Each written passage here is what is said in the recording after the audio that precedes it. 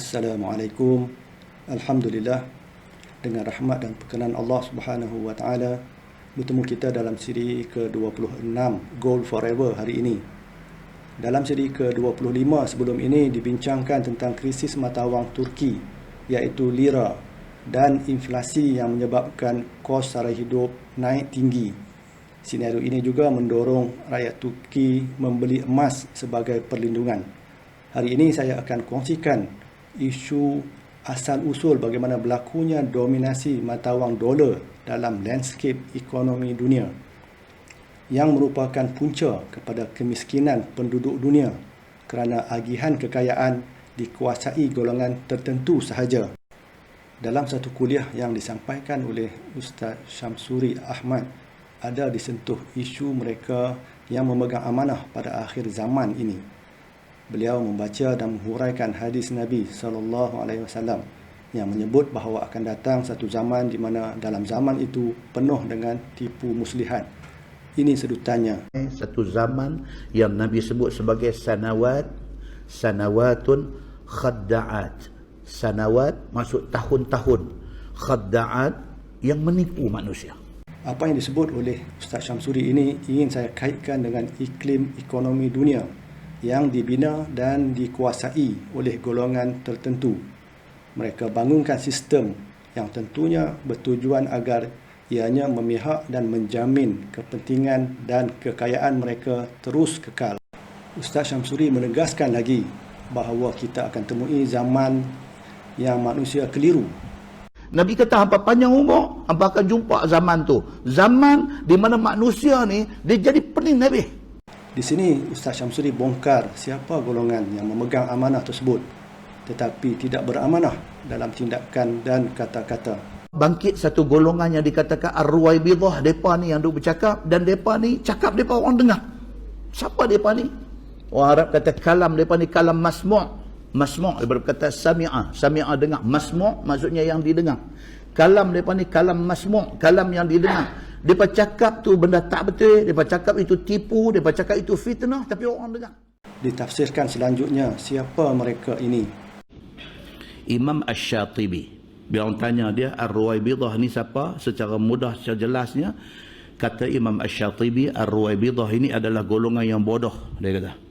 Bahkan fasik, jahat. Sudahlah bodoh, jahat.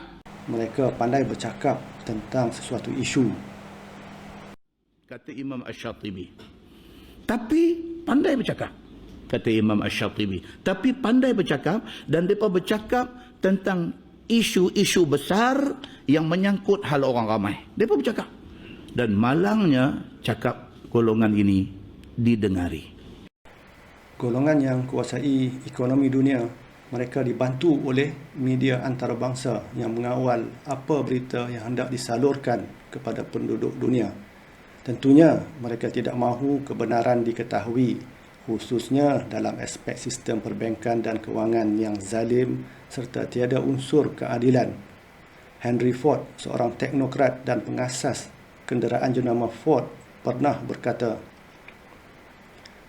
yang bermaksud sesuatu yang baik juga bahawa rakyat tidak faham sistem perbankan dan kewangan negara, kerana jika mereka tahu, saya percaya akan berlaku revolusi sebelum hari esok. Rancangan rapi dibuat dan Federal Reserve Bank ditubuhkan pada tahun 1913 dan di tahun berikutnya iaitu 1914, kertas mata wang dolar seperti yang wujud hari ini pun mula dicetak. Selepas batu asas ini dibina, dalam tempoh beberapa dekad seterusnya, dolar diisytihar sebagai mata wang rizab bagi dunia. Ini berlaku dalam perjanjian Bretton Woods 1944. Apa yang peliknya ialah persetujuan dicapai di mana semua mata wang dunia tidak perlu emas sebagai piawai. Hanya mata wang dolar disandar kepada emas pada ketika itu. Mata wang lain pula cukup sekadar disandarkan kepada dolar. Hakikatnya ini suatu manipulasi yang licik di mana semua mata wang dunia nasibnya bergantung kepada mata wang dolar kerana hanya dolar boleh ditukar kepada emas, mata wang yang lain tidak boleh. Persetujuan ini diasaskan kerana Amerika pada ketika itu memiliki kuantiti emas yang terbanyak. persis kata-kata yang bermaksud mereka yang memiliki emas mengawal segalanya. Bagaimana perkara ini berlaku? Ketika Perang Dunia Kedua, Amerika merupakan pembekal utama kepada negara-negara sekutunya yang terlibat dengan perang, dan mereka membayar Amerika menggunakan emas. Justru menjadikan Amerika penyimpan emas terbesar. Dengan kelebihan emas inilah Amerika memiliki suara yang kuat dalam menentukan apa-apa keputusan. Justru hari ini lebih 60% Rizab Bank Pusat negara-negara dunia adalah dalam mata wang dolar. Rizab Malaysia juga sebahagiannya adalah dalam dolar di samping dalam mata wang utama yang lain. Dominasi mata wang dolar bermakna Amerika juga turut kuasai ekonomi dunia kerana semua transaksi perdagangan dunia perlu menggunakan dolar, khususnya negara-negara sekutunya yang telah bersetuju dengan perjanjian tersebut. Senario ini yang telah berlanjutan sekian lama tiada langsung belas kasihan kepada majoriti penduduk dunia yang terbiar miskin. Malah mereka mempergunakan buruh murahan, ini termasuk buruh kanak-kanak, bagi mengeluarkan produk-produk mereka dengan kos yang sangat rendah, sekaligus mengaut keuntungan berbilion.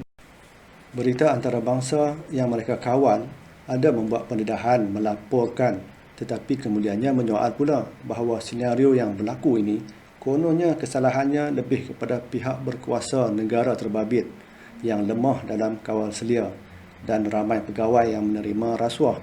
Dengan alasan-alasan seumpama ini, mereka pun terlepas dari radar dan kecaman penduduk dunia. Ringkasnya, dominasi mata wang dolar Amerika dan penguasaan ekonomi dunia oleh segolongan elit merupakan punca kepada jurang antara yang kaya dan miskin yang semakin hari semakin besar. Adakah ianya kebetulan?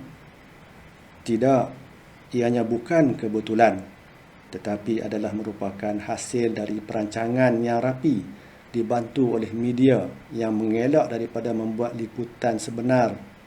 Persis hadis Nabi SAW yang dihuraikan oleh Ustaz Syamsuri di awal video ini, bahawa pada akhir zaman manusia ditipu oleh golongan yang fasik. Justru penduduk dunia dibiarkan keliru dan tidak faham sistem perbankan dan kewangan. InsyaAllah berjumpa lagi kita di sesi perkongsian yang akan datang dalam siri Gold Forever ini. Nantikan sesi berikutnya. Assalamualaikum warahmatullahi wabarakatuh.